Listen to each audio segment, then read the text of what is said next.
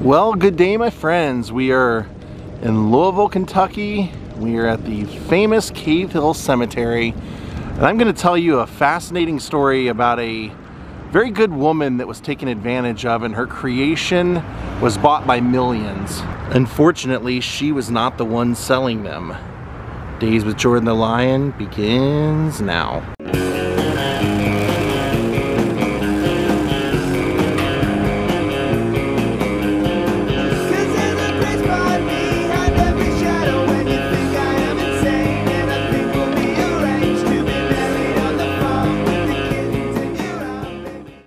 She made something called doll babies. Here's my doll baby. Hey, Ja, you want to say hi? So we're looking for section 39, which is right over here. Martha has a very crazy story. So here we have the grave of the Thomases, and this is Martha Nelson Thomas and her husband Tucker, who followed her just 3 years later. No, 5 years later, actually. And their headstone says, "Sweet repose." By all accounts, she was just an absolute gem of a person. Nobody that I found could say anything bad about her.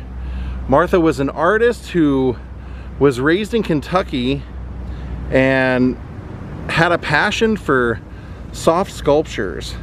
She was raised in Mayfield, Kentucky. She graduated from the Louisville School of Art, and in 1981 she married her husband in the middle of a legal battle that she was facing. See, in 1971 she was a student and she became interested in soft sculpturing and started participating in art fairs and would make items and sell them throughout her life. But originally what it was that got people's attention were these little things called doll babies that she would hand make. They look like actual birthed baby dolls, or birthed babies, and the concept was that each one had their own name, their own interest, their own personality, and when you bought one of the baby dolls, you were actually adopting and got a little packet from Martha that told you all the interests and everything about the baby, so that it actually felt like your baby and not just a toy. Now, she would participate in several fairs throughout the year, and in 1976 a man named Xavier Roberts was at one of the fairs and saw her dolls and asked if he could sell them in Georgia out of a gift shop. So she had originally agreed to do it, but then she got word that he was overcharging for the dolls, and she just didn't like the way he was running business. And like I said, she didn't look at them as toys or even really dolls. She looked at them as babies, and she looked at what he was doing as something that she didn't want to be a part of. So she basically told him, "I want my dolls back, and I'm gonna not give you any more to sell." And he basically told her, "If I can't sell your dolls, I'll make my own that look like your dolls, and I'll sell them that way." And that's exactly what he did. So he came up with a doll that looked very similar, also came with a packet of information telling you the doll's name, the doll's interest, everything about the doll. And he had a story about how he was out walking around and saw a bunny floating over his head, and it sprinkled dust over a Cabbage Patch, and all of a sudden these Cabbage Patch dolls were born. Thus, that was the boom of the Cabbage Patch dolls.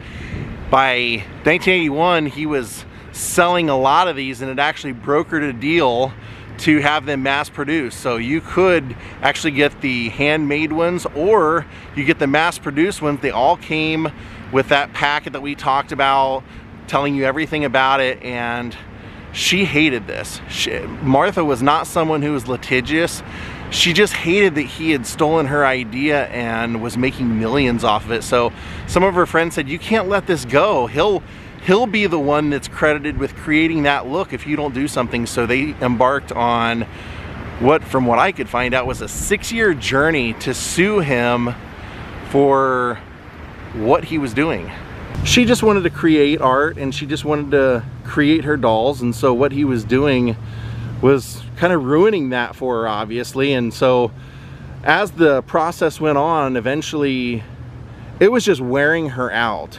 You know, like I said, she had a husband, a family, and this is not something that she was the kind of person that was just looking for an easy buck or anything. So throughout the process, because it was lasting so long, so many years, eventually Xavier's people offered her a settlement, and it's an undisclosed amount of what she accepted, but she did make a deal. And from what I could read, people speculate it was $1 million or less, but all she would ever say is that it was enough to send her kids through college. So these Cabbage Patch dolls that she had created and that he was now mass producing, he was putting their faces on everything. He had done a full marketing campaign.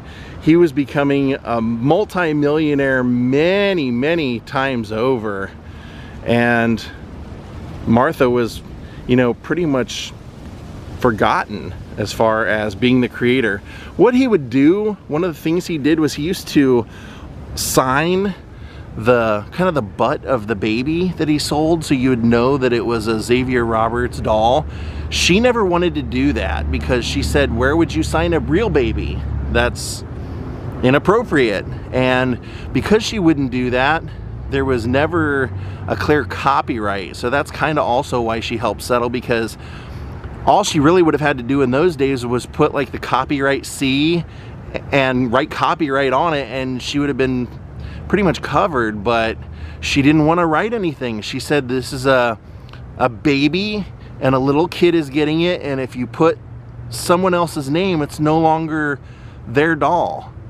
But ironically, Xavier Roberts ended up having a lawsuit of his own. I thought this was kind of a crazy story. He was approached while he was licensing out the Cabbage Patch Kids to, you know, everything from hair dryers to blankets to hairbrushes, you name it. There was that logo, that image, those dolls all over the place. And even with the dolls that he was making, he was charging anywhere from like $50 to $1,000 depending on the rarity of the doll that he was making, whereas Martha was just selling a $16 kit to make the doll yourself. But he was approached by Topps baseball cards, and Topps wanted to make something other than sports cards, and so they approached him about doing a Cabbage Patch doll kid card, and he decided he didn't want to do it. He decided against it. But Topps took his idea in both ways of ripping him off and producing a copy. They created the Garbage Pail Kids and made trading cards of the Garbage Pail Kids that were basically Cabbage Patch doll looking kids, so you had that likeness and that association. But all these kids had a weird story about them just from looking at the card. There was always something kind of disgusting or revolting or crazy, or you'd have one guy's head blowing up or someone projectile vomiting or whatever. So Xavier Roberts got a little bit of a taste of his own medicine. Now you can still get the Cabbage Patch dolls. There's a place in Georgia called Babyland, and Babyland is a hospital where you can go see your doll baby. I don't want to say that. I guess I shouldn't say baby doll, because that was actually what Martha called hers. But you can see a Cabbage Patch Kid being birthed right in front of you, and you can take it home with all the information, the packet and everything with you right there. But by all accounts, Martha lived out a happy life with her family. She continued to create art by making sock dolls, and she would make bags with buttons and things on it.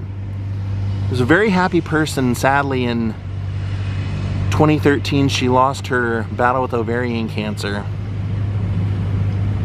Her husband would continue on with her story and try and make sure that her memory wasn't forgotten. Her dolls are in several museums all over Kentucky. But it's just a sad story. The woman who really created the Cabbage Patch dolls did not like the fact that they actually existed and were mass produced. If you were a child of the 80s, you probably had one of these. I had one that had army clothes.